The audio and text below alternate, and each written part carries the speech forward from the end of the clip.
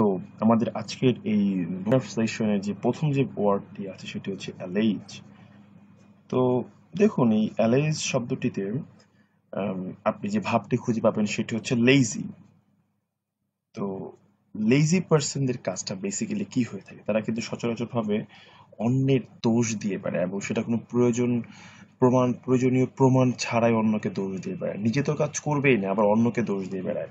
So এখান থেকে মনে রাখবেন অ্যালেজ মানে হচ্ছে অন্যকে কোনো প্রমাণ ছাড়াই দোষ দেওয়া।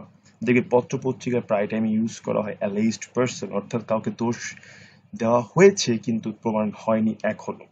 আবার চাইলে এটিও মনে রাখতে পারেন অ্যালেজ থেকে আপনি অ্যালার্জি মনে রাখতে পারেন। যখন অ্যালার্জি, মানুষের বিভিন্ন বিষয়ে আমরা বলি তার কোনো বিষয়ে অ্যালার্জি আছে। তো যখন কারো কোনো বিষয়ে অ্যালার্জি থাকে সে দেখা যায় যে কোনো কারণ ছাড়াই সে কাউকে দোষ দিয়ে থাকে, বিষয়টি কারণ সে পছন্দ করে না। সো এই দিক থেকে আপনি অ্যালেজ থেকে মনে রাখতে পারেন যে কাউকে প্রমাণ ছাড়াই দোষ দেওয়াটাকে মূলত বলা হয়ে থাকে অ্যালেজ করা।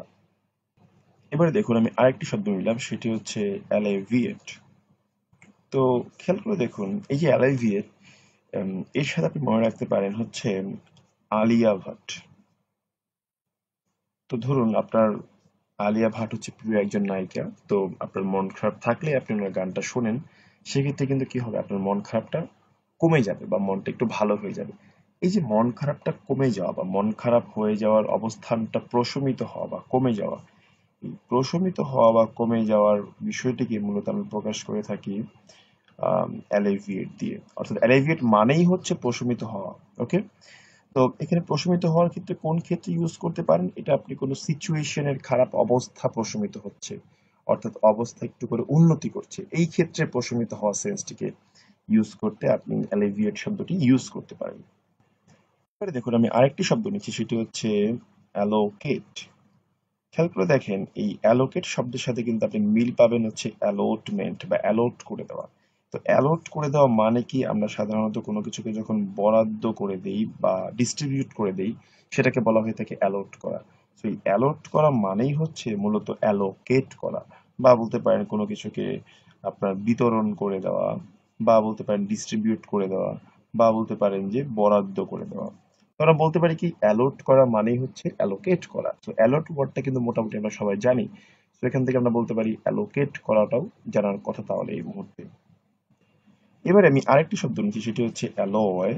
এটিকে আপনি বিভিন্নভাবে মনে রাখতে পারেন। যেমন অ্যালয়ে আপনি মনে করতে পারেন যে এলট, যে কোনো কিছুর ভিতরে এলট থাকলে সেটা হচ্ছে অ্যালয়। এলট মানে কি, অনেক। তো এলট মানে যদি হয়ে থাকে অনেক, তাহলে আমরা বলতে পারি কোনো কিছুর মধ্যে অনেক কিছু একত্রিত থাকলে সেটাকে আমরা অ্যালয় বলবো। তো অনেক কিছু যদি একত্রে থাকে সেটাকে কিন্তু কি বলা হবে, একটি মিশ্রণ বলা হবে। মূলত অ্যালয় মানেই হচ্ছে কোনো কিছুর মিশ্রণ। আবার এটিকে আপনি অন্যভাবে মনে রাখতে পারেন, তবে এটি আমার কাছে বেস্ট আইডিয়া। তবে এখানে একটি বিষয় হচ্ছে যে অ্যালয় দিয়ে যে মিশ্রণটা বোঝানো হয় সেটা কিন্তু সাধারণ কোনো মিশ্রণ না। সাধারণত সংকর ধাতু, অর্থাৎ যেখানে বেশ কয়েকটি ধাতুকে একত্রে মিশিয়ে নতুন একটি ধাতুর ফর্ম দেওয়া হয় বা নতুন একটি টাইপের ধাতু তৈরি করা হয়, সেটিকে আমরা মূলত অ্যালয় বলে থাকি।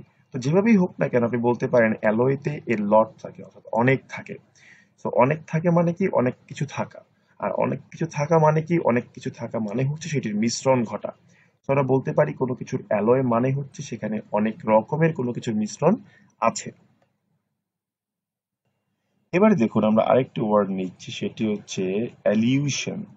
দেখুন অ্যালিউশন শব্দের সাথে মিল পাওয়া যায় হচ্ছে ইলিউশনের সাথে। ইলিউশন মানে কি, ইলিউশন মানেই হচ্ছে ডিরেক্ট কোনো কিছু না হয়ে যেটা ইনডিরেক্ট কিছু বা ভ্রম বা ভ্রান্তি সম্পর্কিত কোনো কিছু। সো এই যে ডিরেক্ট না হয়ে ইনডিরেক্ট হওয়া, এই জিনিসটাকে কিন্তু অ্যালিউশন দিয়ে বোঝানো হয়।